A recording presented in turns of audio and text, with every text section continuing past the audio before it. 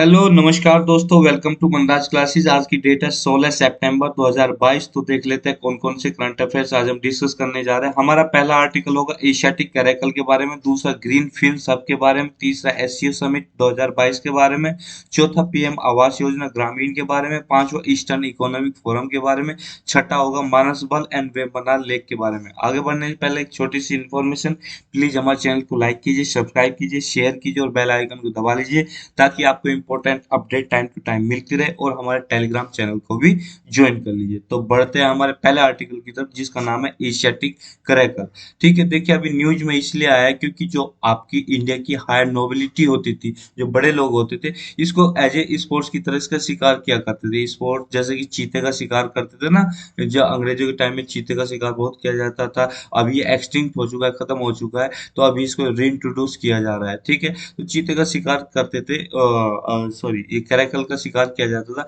तो अभी इस ये सिचुएशन आ गई है कि इसको सर्वाइव करने की नौबत आ, कहने का मतलब इसकी पॉपुलेशन खत्म होती जा रही है, बहुत ही कम ये बचे हैं, एक्सटिंक्शन की तरफ बढ़ रही है इसकी पॉपुलेशन। तो जबकि दोनों का डिस्ट्रीब्यूशन की अगर हम बात करें, जो चीता है और आपका कैरेकल है, दोनों की डिस्ट्रीब्यूशन सेम है। ठीक है, जहां जहां ये पाए जाते थे, मतलब जहां चीता पाए जाते थे वहीं आपका ये कैरेकल भी पाया जाता था।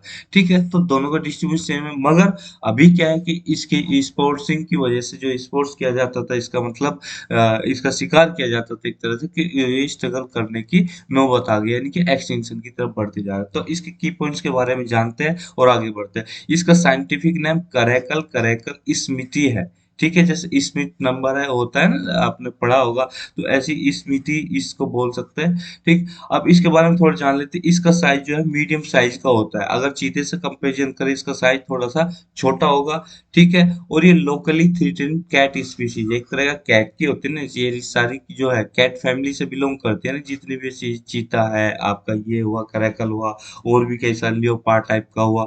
तो एक कैट है, और जैसे लियोपार्ड आपकी बिग कैट है, चीता बिग कैट है। ठीक है, तो इसी तरह से स्मॉल कैट है, तो कैट की स्पीशीज हो गई है। ठीक है, तो लोकली थ्रेटेंड, लोकली थ्रेटेंड का मतलब जहाँ पे रहते हैं वहां पे लोग इनका शिकार करते हैं, मारते हैं। ठीक है, इस वजह से बोला जाता है लोकल थ्रेटेंड। ठीक है, अब ये ब्रिंक ऑन एक्सटिंक्शन, कहने का मतलब कि खत्म होने की कगार पर आ गई है, खत्म हो जाए, कुछ स्पीशीज बची है। जिस तरह से इनका शिकार किया जा रहा है, जिस तरह से इनका मतलब एक्सप्लॉइटेशन किया जा रहा है, तो कुछ दिन में ये भी खत्म हो जाएगी। ठीक है, अब इसके अगर नाम की बात करें, जो इसका नाम है, ठीक है, करैकल है, तो इसका जो नाम है उस उससे सॉरी दूसरे नाम से भी जाना जाता है, जी नाम है क्या है, सियागोश। सियागोश का मतलब होता है पर्शियन लैंग्वेज में ब्लैक ईयर, जिसके कानों का कलर काला होता है। यहाँ पर आप देखिए कानों का कलर इसका काला है। ठीक है, तो सियागोश, सिया घोष नहीं, जो घोष सरनेम हो जाता है उसमें बंगाली लैंग्वेज, GOSH घोष। ठीक है, तो ये घोष। ठीक है, जैसे होता है ना आघोष, आघोष में मतलब बाहों में, मतलब आपकी क्या नाम, जो आप बोल तो कि भाई गले लगना, तो आघोष, तो वो घोष है। ठीक है, शिया घोष। ठीक है, शिया घोष मतलब काले कान। ठीक, आगे बढ़ते हैं। इसके डिस्ट्रीब्यूशन की बात करें कैसे कैसे फैला हुआ है, तो राजस्थान में आपको मिलेगा, गुजरात में मिलेगा, मध्य प्रदेश में मिलेगा। राजस्थान में कहाँ, ये आपका कच्छ में, कच्छ रीजन में मिल जाएगा। ठीक है, अगर गुजरात की बात करें आप, मतलब कॉमन एरिया की बात करें, गुजरात और मध्य प्रदेश की कॉमन एरिया की बात करें, अगर मध्य प्रदेश की बात करें तो मालवा प्लेटू जो है वहां पे आपको ये देखने को मिल जाएगा। अरावली जो हिल रेंज है वहां पे आपको ये देखने को मिल जाता है। ठीक है, मतलब ये देखने को तो अब क्या मिलेगा, बहुत कम हो गया है। मगर इसके रेंज की बात करें, इसके हैबिटेट की बात करें, कहाँ पे आपको मिलता था अभी तक। ठीक है, अगर इंडिया की हम बात करते तो इंडिया में तो हमने डिस्कस कर लिया कहाँ कहाँ मिल सकता है, मगर ऐसा नहीं कि सिर्फ इंडिया में मिलेगा। ऐसी बहुत सारी कंट्रीज है, यानी कि बहुत सारी कई डोजन कंट्रीज है जहाँ पे देखने को मिल जाएगा। अफ्रीका की कुछ जगह में देखने को मिलेगा, मिडल ईस्ट में देखने को मिलेगा, सेंट्रल और साउथ एशिया में ये आपको देखने को मिल जाएगा। ठीक है, ये कुछ ऐसी कंट्रीज है, ये कुछ ऐसे रीजन है जहाँ पे आपका एशियाटिक क्रैकल देखने को मिल जाएगा। हैबिटेट की बात करें, किस टाइप के रीजन में रहना पसंद करता है, अगर हम नाम पढ़ेंगे तो उनसे ये आपको अंदाजा हो जाएगा कि लगभग किसी भी टाइप की आपकी रीजन में रहना पसंद करेगा। जैसे कि सेमी डेजर्ट में, स्टेपीज में, सवाना सवाना में, स्क्रब लैंड में, ड्राई फॉरेस्ट में, मॉइस्ट वुडलैंड में, ग्रीन फॉरेस्ट में, एवरग्रीन फॉरेस्ट में। तो ऑलमोस्ट सारे रीजन तो कवर ही हो गए ना, सारे टाइप की आपकी क्लाइमेट कवर हो गई। तो ये हर टाइप की क्लाइमेट में आप बोल सकते हो, कुछ को छोड़ के हर टाइप की क्लाइमेट में रहना पसंद करता है। और जैसे कि ओपन टेरेन में रहना पसंद करता है, खुले रीजन में, ड्रायर में भी, स्क्रबी में भी, एरिड हैबिटेट्स में, और जहाँ पे कवर होता है उसमें ये रहना पसंद करता है। ठीक है, तो इसकी हैबिटेट की हमने बात कर ली, तो हैबिटेट का कोई बहुत बड़ा इश्यू नहीं है। ठीक है, अब बात करते हैं इसकी थ्रेट की, कि इसको थ्रेट कहाँ कहाँ से मिल रही है और इसको क्या है कि जिस वजह से एक्सटिंक्ट हो रहा है। देखो, सबसे पहले तो इसका हंटिंग ही होता है, किसी भी स्पीसीज की हंटिंग होती है, आदमी कुछ नहीं छोड़ता है, सबकी हंटिंग कर लेता है। इसका इलीगल ट्रेड होता है, इसको बेचा खरीदा जाता है, ठीक है, इलीगल तरीके से। ठीक है, दूसरा आपका इसका नेचुरल हैबिटेट का लॉस हो रहा है। जब आप किसी को किसी घर से निकाल दोगे तो उस वो बहुत ज्यादा वुल्नरेबल हो जाता है, तो उसका मतलब चांस ज्यादा ये रहता है कि या तो उसकी डेथ हो जाए, या मतलब वो अपने जो उसका नेटिव लैंड है, नेटिव रीजन है, उससे वो आपका माइग्रेट हो जाता है। ठीक है, तो ये इसकी कुछ ऐसी थ्रेट है। अब आगे बढ़ते हैं, इसको कौन कौन से प्रोटेक्शन प्रोवाइड किए गए। अगर हम आईयूसीएन की रेड लिस्ट में देखें तो इसको लीस्ट कंसर्न कैटेगरी में डाला गया है, और डब्ल्यूपी एक्ट 1972 यानी कि वाइल्ड लाइफ प्रोटेक्शन एक्ट जो है उस शेड्यूल 1 में डाला गया है, साइट्स के अपेंडिक्स 1 में डाला गया है। ठीक है, अब इसके कंजर्वेशन के लिए क्या क्या स्टेप्स उठाए गए।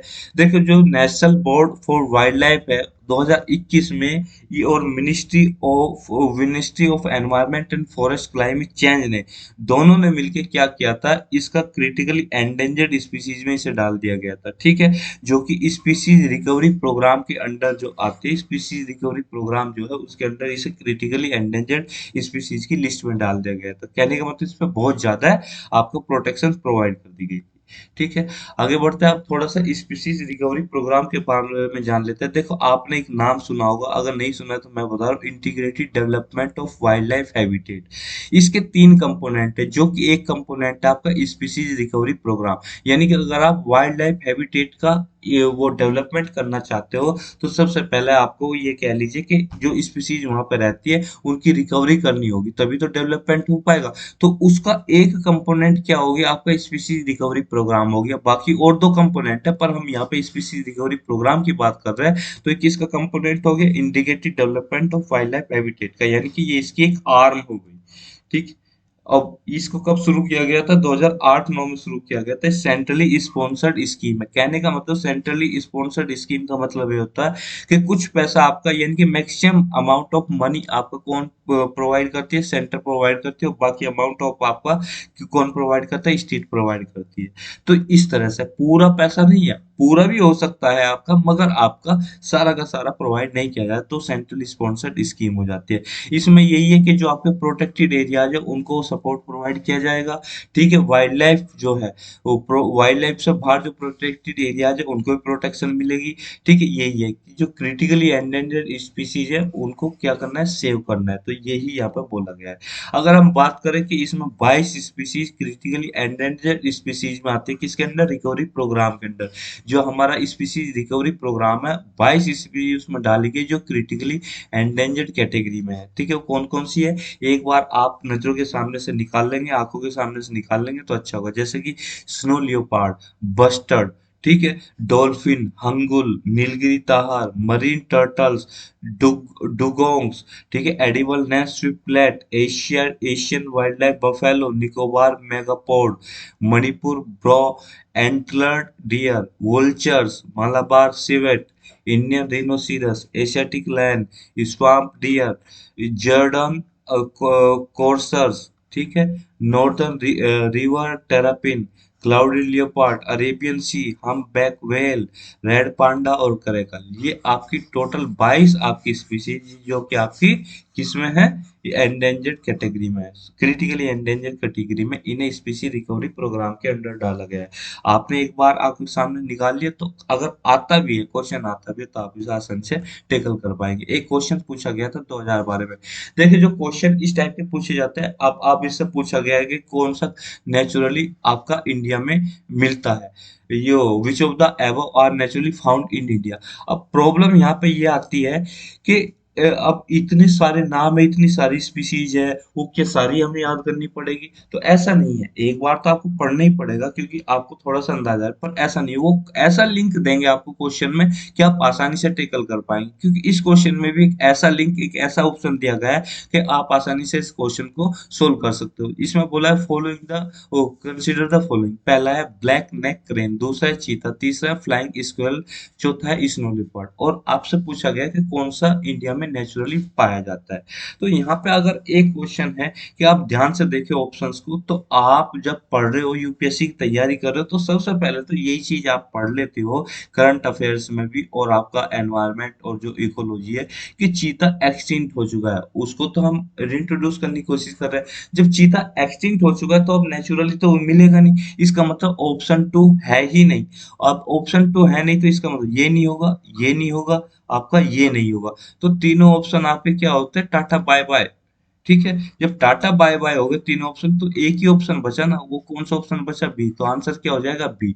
तो आपको बाकी ऑप्शन फर्स्ट, थर्ड और आपका चौथे पे दिमाग लगाने की जरूरत नहीं, आपकी कैलोरी बर्न करने की जरूरत ही नहीं है, आपका तो आंसर यहीं से निकल आ रहा है। तो देखो कितना आसान क्वेश्चन, इसी तरह के क्वेश्चंस पूछे जाते हैं, बस आपका उसमें जो है ना एक हिंट ढूंढना होता है। ठीक है, आगे बढ़ते हैं। अगला आर्टिकल हमारा ग्रीन फिन हब्स के बारे में, देखिए क्या है। यूएनईपी, इसकी फुल फॉर्म क्या है? यूनाइटेड नेशन एनवायरमेंटल प्रोग्राम, और यूके की एक आपकी क्या है, चैरिटी बेस्ड फाउंडेशन है जिसका नाम है रीफ वर्ल्ड फाउंडेशन।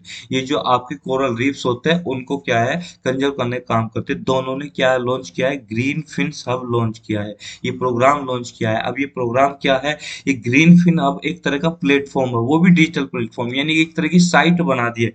ठीक है, एक तरह की साइट बना दी कि जैसे कि किसी ने साइट बना दी, वहां पे जाके रजिस्टर करना है, कि एक तरह का डिजिटल प्लेटफॉर्म बना दिया, एक तरह का सॉफ्टवेयर बना दिया।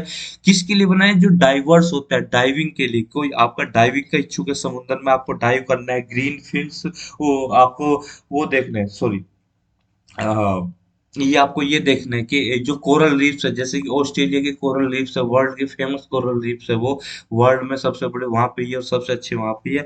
तो कहीं पे भी आपको इंडियन आपको ओशन में देखना है, या ऑस्ट्रेलियन जो आपका कोरल रीफ्स है उसको देखना है, ग्रेट बैरियर रीफ जिनको कहते हैं, तो जितने भी डाइवर्स है जो डाइव करना चाहते हैं वो, प्लस स्नोरकेलिंग ऑपरेटर जो भी होता है, क्योंकि एक आपका होता है ना, जैसे कि आपको जिप रैपलिंग करनी है, या आपको पैराग्लाइडिंग करनी है, तो एक आपका ऑपरेटर होगा ना, जो एक्सपर्ट होगा, जो आपको कराएगा। ऐसा थोड़ी आप खुद लेके कूद जाओगे पहाड़ की चोटी से, नहीं ना, पहाड़ से ऐसा नहीं है। तो स्नोरकेल क्या होता है? ये होता है जो आपकी आंखों पे लगा होता है ना, चश्मा टाइप सा, और ये लगा होता है, पाइप लगा होता है सांस लेने के लिए, ऑक्सीजन लेने के लिए, इसको स्नोरकेल बोलते हैं। और स्नोरकेलिंग ऑपरेटर जो इसको ऑपरेट कराएंगे, ठीक है, और डाइविंग कराने के लिए जो आपको डाइवर्स होंगे, ठीक है, यानी कि आपको देख रहा है, तो उस पर आपको रजिस्टर करना होगा। ये आपका ग्रीन फिन सब आपका एक तरह का प्लेटफॉर्म है वर्ल्ड वाइड, क्योंकि वर्ल्ड में कहीं पे भी कोई भी करना चाहता है तो यहाँ पे आपका इस पर रजिस्टर करना होगा। क्या नाम है इसका प्लेटफॉर्म का? ग्रीन फिन सब। इसके बारे में जानते हैं। गेम स्विम सब जो है पहला वर्ल्ड का ऐसा मरीन टूरिज्म को प्रमोट करने के लिए एक तरह का इंडस्ट्रियल प्लेटफॉर्म है, यानी कि मरीन टूरिज्म इंडस्ट्री को प्रमोट करने के लिए आपका एक ऐसा वर्ल्ड का पहला ग्लोबल प्लेटफॉर्म है, जो कि डिजिटल प्लेटफॉर्म है जिस पर आप रजिस्टर कर सकते हो। ये आपका सस्टेनेबल मरीन टूरिज्म देगा कि समुद्र के अंदर जाके आप क्या कर सकते हो, समुद्र के अंदर जाके आप देख सकते हो, वहाँ की मरीन लाइफ को देख सकते हो। इजियर क्या होगा, बहुत बड़ा बूस्ट मिलेगा मरीन टूरिज्म टूरिज्म को। इससे कि आपका जो है पोटेंशियल ऑपरेटर्स है उन्हें बहुत बड़ा वर्ल्ड वाइड बूस्ट अप मिलेगा। लगभग कितने ऑपरेटर? 700 ऑपरेटर, 14 कंट्रीज की बात यहाँ पर हो रही है, तो इसमें यही बोला गया है। ठीक है, ये ऑपरेटर्स है, 30,000 ऑपरेटर्स को वर्ल्ड वाइड बूस्ट अप देने का। ठीक है, अब थोड़ा सा और जानते हैं इसके बारे में। ग्रीन फिंस क्या है? एक तरह का कंजर्वेशन मैनेजमेंट अप्रोच है, ठीक है, जो इम्प्लीमेंट की जा रही, इंटरनेशनल इम्प्लीमेंट की जा रही, किसके द्वारा? वर्ल्ड, ओ सॉरी, रीफ वर्ल्ड फाउंडेशन और यूएनईपी के द्वारा ये की जा रही है, और इसको लीड किया जा रहा है। इसका फायदा ये होगा कि जो आपका एनवायरमेंटल इम्पैक्ट नेगेटिव पड़ता है उसको आप रिड्यूस कर सकेंगे काफी हद तक, ठीक है, और मरीन टूरिज्म को प्रमोट कर सकेंगे। यही इसका एक आपका मेन उद्देश्य रहेगा, मरीन टूरिज्म को प्रमोट करना और एनवायरमेंटल इम्पैक्ट जो होता है उसको आपका रिड्यूस करना। शुरू में तो ये थाईलैंड में 2004 में स्टेब्लिश किया गया था। जो ग्रीन फिल्म अप्रोच है वो एक तरह का टूल की तरह काम करेगी। इसमें क्या किया जाएगा, इसको एडॉप्ट किया जाएगा और इम्प्लीमेंट किया जाएगा। इसमें जो भी बेस्ट प्रैक्टिसेस होती है उसको इम्प्लीमेंट किया जाएगा। डाइवर्स और स्नोरकेलिंग टूरिज्म इंडस्ट्री को आपका क्या किया जाए, प्रमोट किया जाए। एम यही है कि कोरल रीफ्स को क्या प्रोटेक्ट करना है। ठीक है, इसमें कुछ इको फ्रेंडली गाइडलाइंस प्रोवाइड की जाएगी और आपका सस्टेनेबल डाइविंग और स्नोर कैलिंग को प्रमोट किया जाएगा। ये केवल इंटरनेशनल रिकॉग्नाइज एनवायरमेंटल स्टैंडर्ड्स इसमें जो आपके प्रेस्क्राइब किए जाएंगे उनको फॉलो करते हुए मरीन टूरिज्म को आपको बूस्ट अप किया जा सकेगा। अगला आर्टिकल हमारा एससीओ समिट 2022 के बारे में। अभी आपने देखा होगा एससीओ समिट आपकी कंक्लूड हुई है। एससीओ की फुल फॉर्म है संघाई कोऑपरेशन ऑर्गेनाइजेशन। इस 2022 की समिट कंक्लूड हुई है। कहाँ पे कंक्लूड हुई है, ये समरकंद जो कि उज्बेकिस्तान में, वहां पे कंक्लूड हुई है। इसमें क्या है कि एस समरकंद डिक्लेरेशन आपका साइन किया गया। जितने भी इसके मेंबर कंट्रीज हैं, 8 मेंबर कंट्रीज है, प्लस अब ईरान भी शामिल हो जाएगा इसमें, टोटल 9 हो जाएंगे। तो इसमें क्या हो जाएगा कि अब 9 मेंबर कंट्रीज होने वाले हैं। ठीक है, तो इंडिया जो है अब 2023 में जब ये आपकी वो होगी क्या नाम इसकी समिट होगी, तो इसको कौन चेयर करेगा, तो इसको इंडिया चेयर करेगा। यानी कि इंडिया प्रेसिडेंट बनने वाला है 2023 में। तो इंडिया को बहुत बहुत मुबारकबाद। ठीक है, आगे बढ़ते हैं। अब इसके थोड़े से मेंबर्स के बारे में जान लेते हैं। जो इसके फिलहाल के मेंबर है, चाइना है, कजाकिस्तान है, किर्गिजिस्तान है, रशिया है, ताजिकिस्तान है, उज्बेकिस्तान है, इंडिया है, पाकिस्तान है। ये टोटल आपके 8 मेंबर्स हो जाते हैं। ऑब्जर्वर स्टेट्स की बात करें तो अफगानिस्तान, बेलारूस, ईरान और मंगोलिया। मगर अभी क्या है कि ईरान निकल के अब आपको किस में आ जाएगा, यहाँ पे मेंबर स्टेट में आ जाएगा, परमानेंट मेंबर स्टेट में आ जाएगा। Dialogue partners Armenia, Azerbaijan, Cambodia, Nepal, Sri Lanka, Turkey, ये डायलॉग पार्टनर्स है। ठीक है, और गेस्ट अटेंडेंस की तरह आपका एशियन कंट्री, तुर्कमेनिस्तान, सीआईएस और यूएन, ये होते हैं आपके। ठीक है, तो हमने इसके मेंबर कंट्रीज के बारे में जान लिया, ऑब्जर्वर स्टेट्स के बारे में जान लिया। ठीक है, तो ये आपने देख लिया। इसके बारे में थोड़ा जान लेते हैं। Permanent intergovernmental international organisation है, परमानेंट बॉडी है। ठीक है, ऐसा नहीं कि कभी भी डिजोल्व की जा सकती है। 2001 में क्रिएट की गई थी एससीओ चार्टर के तहत, जो कि 2002 में साइन किया गया था। मगर ये फोर्स में कब आया, 2003 में फोर्स में आया। ये एक तरह की यूरेशियन पॉलिटिकल, इकोनॉमिकल और मिलिट्रिकल ऑर्गेनाइजेशन है, मिलिट्री ऑर्गेनाइजेशन, जिसका काम ये पीस, सिक्योरिटी और स्टेबिलिटी को प्रोवाइड करना। कौन से रीजन में, जो आपका ये एससीओ का रीजन है उसमें, उस रीजन में आपका क्या है, पीस, सिक्योरिटी और स्टेबिलिटी प्रोवाइड करना। ये बोला जाता है, हालांकि मना किया जाता है, ये बोला जाता है जो नाटो है आपकी, यूरोपियन नाटो है, वेस्टर्न कंट्रीज की जो नाटो है, वो नॉर्थ अटलांटिक ट्रीटी ऑर्गेनाइजेशन, उसका काउंटर वेट है। यानी कि उसके उसके काउंटर में ये आपकी एससीओ खड़ी की गई। जैसे वहां पे नाटो है, यहाँ पे यूरोपियन कंट्रीज, अमेरिका, ये सब आते हैं, इसमें इंक्लूड है। ऐसी ये एशियन, आपकी एशियन नाटो है, इसको एशियन नाटो बोला जाता है। इसमें 9 मेंबर है, यहाँ पे 9 लिखे हुए हैं, मगर फिलहाल अभी 8 मेंबर, जो इकोनॉमी के पॉइंट ऑफ व्यू से और सिक्योरिटी के पॉइंट ऑफ व्यू से एक ब्लॉक तैयार करते हैं। ये बोला जाता है कि ये आपका largest transregional international organisation है। ये ऐसा बोला जाता है कि आपका नाटो का काउंटर वेट है। ठीक है, अगर इसकी ऑफिशियल लैंग्वेज की बात करें तो रशिया और चाइना है। ठीक है, और इसकी परमानेंट बॉडीज की बात करें, जो इसका एससीओ का सेक्रेटरीट है कहाँ पे है, वो बीजिंग में है। इसकी एग्जीक्यूटिव कमेटी कौन सी है, आपकी RATS anti terrorist structure, executive committee of the RATS anti terrorist structure है, वो कहाँ पे, ताशकंद में है। ठीक है, आगे बढ़ते हैं। चेयरमैनशिप इसकी रोटेशन होता रहता है हर साल। हर साल किसी न किसी इसके मेंबर स्टेट्स के हाथ में आती रहती है। 2023 में किसके हाथ में आएगी, वो इंडिया के हाथ में आ रही है 2023 में। ठीक है, इसकी जेनेसिस की बात कर ले कि इसका जन्म कैसे हुआ। पहले क्या था, एससीओ जो था 2001 में इसका जन्म हुआ। इसमें मेंबर थे कजाकिस्तान, चाइना, किर्गिजिस्तान, रशिया और ताजिकिस्तान थे। टोटल 5 थे। तो इसको 5 होने की वजह से संघाई 5 बोला जाता था। ठीक है, क्योंकि इसका तो, क्योंकि चाइना ने ही जन्म दिया ना इसको, तो और किसी ने जन्म नहीं दिया, और चाइना के पास ही कैपेसिटी है। ठीक है, तो संघाई फाई एक तरह से 1996 में पैदा हुआ, इमर्ज हुआ। ठीक है, इसमें क्या, किसकी वजह से इमर्ज हुआ, बॉर्डर डिमार्केशन करना था, मिलिटराइजेशन टास्क करनी थी, और इसमें सोवियत के जो 4 रिपब्लिक्स थे और प्लस चाइना, इन्होंने मिलकर क्या किया कि इस तरह का आपका एक स्टेबिलिटी प्रोवाइड करने के लिए अलोंग द बॉर्डर, तो एक तरह का इजाद किया जिसका नाम रख दिया संघई फाई रख दो कि ये हर साल मिलेंगे और बॉर्डर पर सिक्योरिटी की बात करेंगे। ठीक है। मगर उज्बेकिस्तान का एक्सेशन हुआ। उज्बेकिस्तान का एक्सेशन 2001 में हुआ, तो ऑर्गेनाइजेशन संघई फाइव से क्या बन गई, एससीओ बन गई, यानी कि संघई कोऑपरेशन ऑर्गेनाइजेशन ये बन गई। ठीक है। अब इसके बारे में थोड़ा जान लेते हैं इंडिया और पाकिस्तान, क्योंकि मेंबर तो इंडिया पाकिस्तान भी कब मेंबर बने, 2017 में बने। ठीक है। यानी कि लगभग 16 साल बाद ही बने। Current members Kazakhstan, China, Kyrgyzstan, Russia, Tajikistan, Uzbekistan, India और पाकिस्तान है। ईरान जो है इसकी मेंबरशिप लेने की कोशिश कर रहा है, उसको 2023 में मेंबरशिप मिल जाएगी, तो यानी कि 2023 में इसके मेंबर कितने हो जाएंगे, टोटल 9 मेंबर हो जाएंगे 2023 में।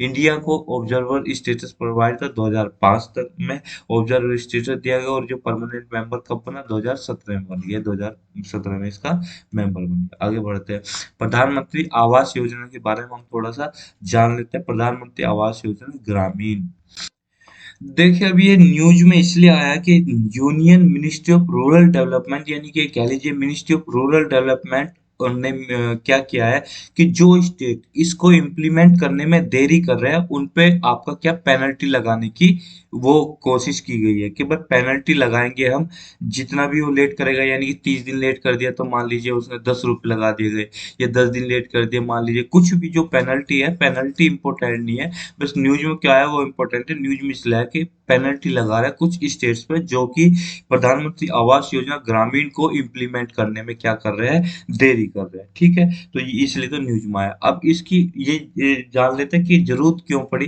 पहले तो ये जानते हैं कि भाई किस पे लगेगी, क्योंकि स्टेट आपका वो कर रहे हैं, देरी कर रहे हैं, तो स्टेट पे ही आपकी ये पेनल्टी लेवी की जाएगी।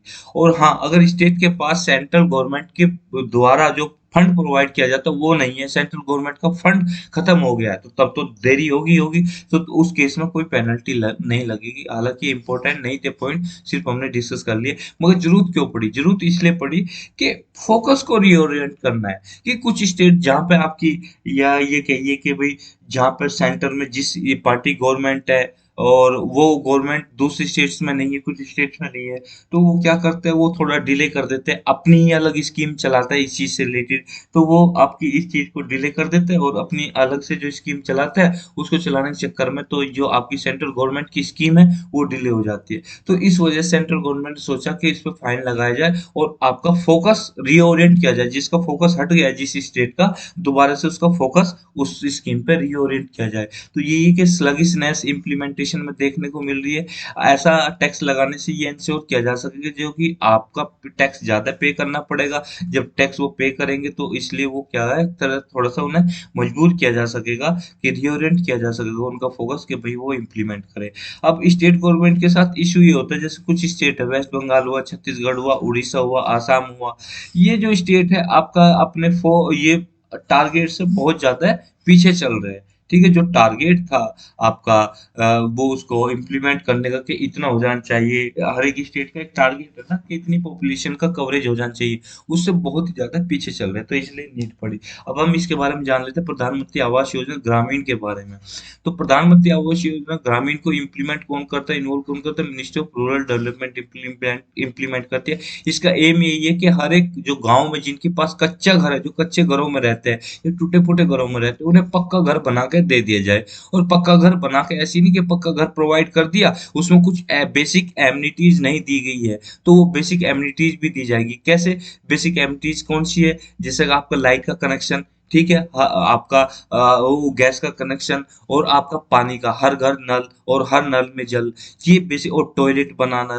जो आपका आपका वो प्रधानमंत्री स्वच्छ योजना है जो आपकी स्वच्छता का चलाया हुआ है अभियान, तो उसके तहत ये बेसिक एमिनिटीज प्रोवाइड करनी। कब तक प्रोवाइड करनी है, मार्च 2022, हालांकि एक्सपायर हो चुकी है डेट, तो ये काफी हद तक कवरेज हो चुका है, पर कुछ स्टेट्स की वजह से वो कवरेज कंप्लीट नहीं हो सका। तो हमें रूरल पीपल्स की जो कि पॉवर्टी लाइन से नीचे है उनके लिए घर बना के प्रोवाइड करना है, उनकी हेल्प करनी है, इन्हें अपग्रेड करना है, जो अनसर्विसेबल कच्चा हाउसेज है उनको आपका अपग्रेड करना है, यानी कि टूटे हुए हैं तो उनको अपग्रेड कर दो, यानी कि उन्हें असिस्टेंट प्रोवाइड करने, पूरी असिस्टेंट प्रोवाइड करने। बेनिफिशरीज कौन होंगे, एस सी कौन चीज के होंगे, जो फ्री बॉन्डेड लेबर से, जो बॉन्डेड लेबर फ्री है वो हो गए। ये किसी सर्विसमैन की वीडियो है, अगर वीडियो भी नहीं है, ये उसका नेक्स्ट किन है जो बिल्कुल करीबी है, जैसे कि मान लीजिए किसी घर में सर्विसमैन है, उसकी डेथ हो जाती है और उसकी वाइफ की भी डेथ एकदम हो चुकी है, तो अब उसका जो बिल्कुल नेक्स्ट किन किन है, यानी कि बिल्कुल एकदम सगा भाई हो या फादर हो या मदर हो या आपका अगर ये भी नहीं है, ये उसका बेटा हो, तो ये नेक्स्ट किन में आ जाएंगे। तो उनको वो आपका बेनिफिट प्रोवाइड करा, एक्स सर्विसमैन और उसके रिटायर्ड फैमिली मेंबर पैरामिलिट्री के, उनको डिसेबल्ड पर्सन को और माइनॉरिटीज को, इनको ये दी जाएगी।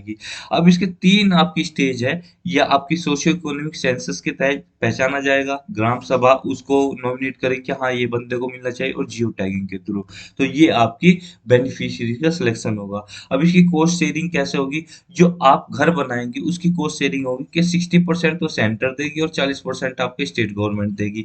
ये उस केस में होगा जो प्लेन एरिया जैसे यूपी बिहार, ये प्लेन एरियाज है, ठीक है, वहां पे गुजरात हुआ, मध्य प्रदेश हुआ, ये प्लेन एरियाज में। और जो आपके हिली और नॉर्थ ईस्टर्न एरियाज है, वहां पे सेंट्रल गवर्नमेंट 90% देगी और 10% आपका स्टेट गवर्नमेंट देगी। फीचर्स यही हो गए कि फीचर जैसे कि असिस्टेंट को इंक्रीज कर दिया गया है, पहले 70,000 दे रही थी, अब 1,20,000 दे रही प्लेन एरियाज के लिए, और नॉर्थ ईस्ट हिली एरियाज के लिए दे रही थी पहले 75,000, अब 1,30,000 प्रोवाइड किया जा रहा है। ठीक है, तो ये है असिस्टेंट जो है टॉयलेट बनाने का, जो आपका स्वच्छ भारत मिशन चला गया है ग्रामीण, उसके तहत टॉयलेट बनाए जाएंगे, हर नल से जल उसमें आपका टैप प्रोवाइड की जाएगी पानी की, और उन्हें काम दिया जाएगा मनरेगा के थ्रू। तो ये है परफॉर्मेंस, ये है कि अभी तक लगभग 3 लाख कह सकते हैं कि सॉरी 3 करोड़ हाउसेज बनाए जा चुके हैं, और जिसमें अगस्त 2022 तक 2.02 करोड़ आपके हाउसेज बनाए जा चुके थे। ठीक है, आगे बढ़ते हैं, अगला आर्टिकल हमारा ईस्टर्न इकोनॉमिक फोरम के बारे में। देखिए आपका क्या है, रशिया जो है, इन्होंने 7वीं ईस्टर्न इकोनॉमिक फोरम को आपका लॉन्च किया, कहाँ पे, व्लादिवोस्टोक में। व्लादिवोस्टोक कहाँ पे है, रशिया का बिल्कुल फार फार ईस्ट जो आपका रीजन है वो है, ये आपका व्लादिवोस्टोक वोस्टोक है। ठीक है, तो ये अभी ये तो वैसे अभी मोदी जी को भी दिया गया है ये रीजन, तो कि आप यहाँ पे आइए, अपना डेवलपमेंट का काम कीजिए व्लादिवोस्टोक में। ठीक है, अब ये जो फोरम है, ये प्लेटफॉर्म एक तरह का एंटरप्रेन्योरशिप को एक तरह का प्लेटफॉर्म प्रोवाइड करती है, जो अपनी बिजनेस को एक्सपेंड करेंगे कहाँ पे, रशियाज के फार ईस्ट में, RFE में, इसे हम RFE बोलेंगे, RFE। इस रीजन को, ये पूरे रीजन को RFE बोलेंगे, ना कि खाली व्लादिवोस्टोक को। ठीक है, ये बोला है फोरम, फोरम के थ्रू ये बोला गया है कि एंटरप्रेन्योर्स को, कि आप आइए अपने बिजनेस को यहाँ पे एक्सपेंड कीजिए, जो यहाँ पे नेचुरल रिसोर्सेज है उनको आप माइन कीजिए। ठीक है, अब इसके बारे में जान लेते हैं। इसको 2015 में स्टेब्लिश किया गया था। ये एनकरेज क्या करती है, जो फॉरेन इन्वेस्टमेंट है इसको एनकरेज करती है, कि जो आपका रशिया का फार ईस्ट रीजन है इसमें फॉरेन इन्वेस्टमेंट आए। ठीक है, इकोनॉमिक पोटेंशियल बहुत ज्यादा है यहाँ पे, बिजनेस को आपका यहाँ पे क्या किया जा सकता है, सुटेबल कंडीशन है बिजनेस को स्टेब्लिश करने की, और इन्वेस्टमेंट की अपॉर्चुनिटी यहाँ पे बहुत ज्यादा है। ठीक है, जो आपका ईस्ट इकोनॉमिक फोरम है, ये 2017 में 2017 में 270 यहाँ पे एग्रीमेंट हुए थे, 17 एग्रीमेंट हुए थे, मगर 2021 में 380 एग्रीमेंट हुए हैं इनकी डिफरेंट कंट्रीज के बीच में। तो टोटल आपकी जो वर्थ बन गई है 3.6 रूबल्स बन गई। रूबल्स किसकी करेंसी है, आपकी रशियाई करेंसी है। ठीक है, यहाँ पे आपका फोकस किस पे ध्यान दिया जा रहा है, कि इंफ्रास्ट्रक्चर डेवलप करने पे, ट्रांसपोर्टेशन पे, कनेक्टिविटी पे, और आपका एक्सकेवेशन पे, कि जो मिनरल्स है उनको माइन करने पे ध्यान दिया जा रहा है, और कंस्ट्रक्शन इंडस्ट्री को यहाँ प्रमोट किया जा रहा है, दूसरी और इंडस्ट्री पे और एग्रीकल्चर पे बहुत ज्यादा फोकस किया जा रहा है। तो इसलिए तो रशिया की जो फोरम है, इसलिए तो बोलते हैं कि आप आइए यहाँ पे, जो यहाँ पे रिसोर्सेज है उसको माइन कीजिए। की प्लेयर कौन कौन से, चाइना है, साउथ कोरिया है, जापान है, इंडिया, ये की प्लेयर है, और इस रीजन में क्या कर रहे हैं। मगर जो सबसे ज्यादा कंट्रीब्यूटर है यहाँ पे वो करने का, क्या नाम है, पैसा देने का, वो आपका चाइना है। चाइना ही यहाँ पे बिगेस्ट इन्वेस्टर है। चाइना जो है यहाँ पे पोटेंशियल को बहुत ज्यादा चेक कर रहा है, देख रहा है, इसलिए जो चाइना का बेल्ट एंड रोड इनिशिएटिव है और पोलर रीजन है, उसके अंडर ये पूरा रीजन आता है। ठीक है, रशिया का फार ईस्ट आता है। तो चाइना का इन्वेस्टमेंट ये कहिए कि लगभग 90% जो आपका इन्वेस्टमेंट है वो चाइना की तरफ से, यानी कि अगर 100 रुपए इन्वेस्टमेंट के तौर पर आते हैं तो 90 रुपए तो चाइना ही दे। दे रहा है, बाकी 10 रुपए बाकी कंट्रीज लगा रहे हैं, चारों तीनों कंट्रीज लगा रहे हैं। ठीक है, ऑब्जेक्टिव यही है कि स्ट्रेटेजिकली इस रीजन को डेवलप करना है, जिससे कि रशिया को बाकी एशियन जो कंट्रीज है, एशियन जो ट्रेडिंग रूट है उनसे कनेक्ट कर देना है, ताकि कनेक्ट हो जाए और ट्रेडिंग अच्छी तरीके से हो सके। इसका मॉडर्नाइजेशन करना है, जैसे कि वहाँ पर जो कई सारी सिटीज है, जैसे व्लादिवोस्टोक है, खारबोवस्क है, उलान उडे है, चीटा है, तो इन कंट्रीज को सॉरी इन सिटीज को डेवलप करना है, जिससे कि इन्वेस्टमेंट और आ सके। रशिया का एम यही है कि ये डेवलप हो जाएगी तो इन्वेस्टमेंट आएगा ना, कि जहाँ पे डेवलपमेंट दिखेगा वहां पर और ज्यादा इन्वेस्टमेंट आता है। तो इकोनॉमिक क्राइसिस, अगर इन्वेस्टमेंट आ रहा है तो ऐसा, अगर कोई ऐसे सैंक्शन लगते हैं यूएस की तरफ से, तो इकोनॉमिक क्राइसिस के टाइम में क्या हो कि सैंक्शंस के टाइम में ये आपका इन चीजों को सर्वाइव कर सके, चाइना और एशिया के साथ ट्रेड करके ये सैंक्शंस को, इकोनॉमिक क्राइसिस को वो सर्वाइव कर सके। इसका सिग्निफिकेंस यही रहेगा कि जो रशिया की 1/3 टेरिटरी आपकी किस में आती है, जो रशिया का फार ईस्ट है उसमें आती है 1/3 टेरिटरी, तो उसमें ही आ जाती है। ठीक है, ये मिनरल्स में बहुत ज्यादा रिच है, नेचुरल रिसोर्सेज में रिच है। यहाँ पर फिश मिलेगी, आपको ऑयल मिलेगा, नेचुरल गैस मिलती है, वुड मिलेगा, डायमंड मिलेगा, और भी कई सारे मिनरल्स आपको देखने को मिलते हैं। यहाँ पर बहुत ही कम पॉपुलेशन रहती है। ठीक है, ये भी एक दूसरा फैक्टर है कि आदमियों को एनकरेज करना है यहाँ पे रहने के लिए फॉर ईस्ट रीजन में। और ये रशिया की जीडीपी में लगभग 5% कंट्रीब्यूट करते हैं। तो हमें क्या करना है, मतलब जो यहाँ पर रीजन, जो भी कंट्री आपका इन्वेस्ट कर रही है, उन्हें क्या करना है कि यहाँ के नेचुरल रिसोर्सेज को प्रोक्योर करना है, सप्लाई चेन को आपको बढ़ावा देना है। ठीक है, तो यही एक तरह का इशू है, प्रोक्योरमेंट और सप्लाई चेन को आपका डेवलप करने का एक बहुत बड़ा इशू है। तो इसलिए यहाँ पे इन्वेस्टमेंट की बहुत ज्यादा जरूरत है। अगर जियोग्राफिकल पॉइंट ऑफ व्यू से देखें तो जो रशिया का फार ईस्ट रीजन है, वो एक स्ट्रेटेजिक लोकेशन है उसकी, जिसे बोला जाता है गेटवे इनटू एशिया, कि एशिया में अगर घुसना है वो एक तरह का गेटवे है रशिया के लिए। ठीक है, अब अगला और लास्ट का आर्टिकल है हमारा मानसबल लेक के बारे में, जो कि आपकी कहाँ पे, गंडेरबल जम्मू एंड कश्मीर रीजन में। और दूसरा है वेम्बनाड लेक, जो कि आपकी कहाँ पे है, आपकी केरला में है। ठीक है, इनके बारे में पढ़ेंगे। पहले तो ये पढ़ लेते हैं क्यों न्यूज में आए। ये न्यूज में इसलिए आया कि जो ये आपका मानसबल लेक है, ये आपकी लगभग 3 दशक से बंद थी। ठीक है, ये दोबारा से इसे ओपन कर दिया गया है। यहाँ पे ट्रेनिंग ड्रिल चल रही है, ओपन कर दिया गया है इसे दोबारा से। ये बंद क्यों की थी, यहाँ पे मिलिटेंसी का बहुत ज्यादा देखने को, मिलिटेंसी की आपकी इवेंट्स बहुत ज्यादा इंसिडेंट देखने को मिल रहे थे, इसलिए नेवी ने इसको अबेंडन कर दिया था। ठीक है, अब ये तो होगी मानसबल लेक न्यूज में इसलिए आई। अब ये वेम्बनाथ ने लेक न्यूज में क्यों आई, वेम्बनाथ लेक न्यूज इसमें है क्योंकि यहाँ पे यहाँ पे एक आइलैंड है जिसका नाम है नेदिया थुरटू आइलैंड, जो वेम्बनाथ लेक के अंदर ही है। यहाँ पे इलीगल कंस्ट्रक्शन देखने को मिला बहुत ज्यादा। वो किसने बनाया, कैपिको रिजोर्ट प्राइवेट लिमिटेड ने इलीगल कंस्ट्रक्शन करने को मिला, तो उसका डिमोलिशन किया जा रहा है। तो इसलिए वेम्बनाथ लेक न्यूज में आई। तो हम दोनों को ही पढ़ते चलेंगे अलग अलग। ठीक है, पहले यहाँ पर मैप देख लीजिए, सॉरी, केरला का मैप देख लीजिए, जितना ब्लू कलर देख रहे हैं आपको, ये आपकी वेम्बनाड लेक है। ठीक है, ये इंडिया की सबसे बड़ी लेक है, वेम्बनाड लेक है, फ्रेश वाटर लेक कह लीजिए आप इसको, सॉरी फ्रेश वाटर लेक नहीं कहेंगे, तो एशिया की सबसे बड़ी लेक हो जाती है। ठीक है, ये वेम्बनाड लेक हो गई आपकी कहाँ पे, ये इसके दो नाम है, एक तो कोच्चि लेक भी बोल देंगे इसको। ठीक है, एक दूसरा नाम है, वो अभी हम आगे पढ़ेंगे तो वो देखेंगे क्या है। तो ये आपकी वेम्बनाड ओ मानसबल लेक है, गंडेरबल में, जो जम्मू कश्मीर के, तो ये आप देख रहे होंगे। ठीक, यहाँ पे ये है आपका, ये यहाँ पे जम्मू कश्मीर की, ओ सॉरी उल्टा लग गया ना, ये आपका ये वाला यहाँ पे लगना चाहिए था और ये वाला इधर लगना चाहिए था। ये वेम्बनाड लेक ये हो गई पूरी केरला की।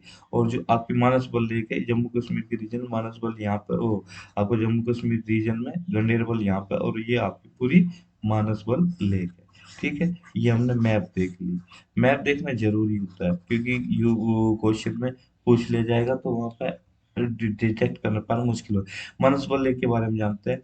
ये फ्रेश वाटर लेक है, ये गंडेरबल डिस्ट्रिक्ट में है और जम्मू एंड कश्मीर स्टेट में है। ठीक है, अब मानसबल ये अपना नाम कहाँ से डिराइव करती है, जो मानसरोवर लेक है, मानस, मानस सरोवर कह दो या मानस, ये जो मानस है ना, ठीक है, तो वहां से मानसबल आपका नाम डिराइव करती है। ठीक, ये हो गया। अब जो मुगल गार्डन है वहां पे, ये आपका जम्मू कश्मीर में, वहां पे जो आपकी नूरजहां थी, नूरजहां झरोके से देखा करती थी। झरोका बनवाया था तो मानस बल लेक को आपकी झरोके से देखा जाता था, तो इसलिए ये बहुत ज्यादा प्रचलन में है। इसलिए आपको क्या कहते हैं कि लेक का इम्पोर्टेंस बहुत ज्यादा है। ये आपके मुगल टाइम से है। ठीक है। ये आपकी लार्जेस्ट नेचुरल आपकी यहाँ पे क्या देखने को मिलेगा, एक्वेटिक बर्ड देखने को मिलेगा, क्योंकि आपकी लार्जेस्ट लेक आती है यहाँ पे देखने को मिलेगा। ठीक है। अब अगली आगे बढ़ते हैं हम वेम्बनाड लेक के बारे में। लॉन्गेस्ट लेक है आपकी, इंडिया की लॉन्गेस्ट लेक है और largest lake state of the Kerala. ये केरला की लार्जेस्ट लेक है। ठीक है, इंडिया की लार्जेस्ट नहीं है, केरला की लार्जेस्ट लेक है और लॉन्गेस्ट लेक इंडिया की है। ठीक है, ये इम्पोर्टेंट। इसका एरिया 2033 स्क्वायर किलोमीटर है, ये जान लीजिए। और सेकंड लार्जेस्ट रामसर साइट है ये। ठीक है। अब पहली लार्जेस्ट रामसर साइट कौन है, कौन सी है? वो है आपकी वेस्ट बंगाल की सुंदरबन रीजन, जो आपका सुंदरबन वेटलैंड है, वहां पे लेक है, वो है आपकी पहली रामसर साइट, लार्जेस्ट। ये वाटर कहाँ से रिसीव करती है? पंबा और आपकी पेरियार जो रिवर है वहां से रिसीव करती है। और जो फ्रेश वाटर जो इसका सोर्स है, ठीक है, स्टेट के लिए, ये आपकी जो लेक है, ये फ्रेश वाटर का सोर्स है स्टेट के लिए। जो केरला स्टेट है फ्रेश वाटर प्रोवाइड करता है, इसमें ब्रैकिश वाटर भी मिलता है, ऐसा नहीं कि पूरा फ्रेश वाटर मिलता है। इसको हम वेम्बनाथ कायल भी बोल देते हैं, वेम्बनाथ कोल भी बोलते हैं, पुन्ना माता लेक भी बोल देते हैं और कोची लेक भी बोल देते हैं। कोची लेक हम बोलते हैं कोची के आसपास के एरिया में, जहाँ पे कोची रीजन है वहां पे। और पुन्ना माता लेक बोलते हैं हम कुट्टनाथ रीजन में। ठीक है। यहाँ पे क्या है, आपका स्नेक बोट रेस भी होती है, जिसे हम क्या बोलते हैं, नेहरू ट्रॉफी बोट रेस भी बोलते हैं। इसका दूसरा नाम वल्लम काली भी बोला जाता है, जो कि अगस्त में होती है। ठीक है। अभी हुई थी, आपने देखा भी होगा। कुमारा कोम बर्ड सेंचुरी भी आपको यहाँ पे ईस्ट कोस्ट पर देखने को मिलेगी इस लेक के। तो दोस्तों, ये थी आज की हमारी डिस्कशन। इस डिस्कशन में इतना ही। Thank you very much for discussion.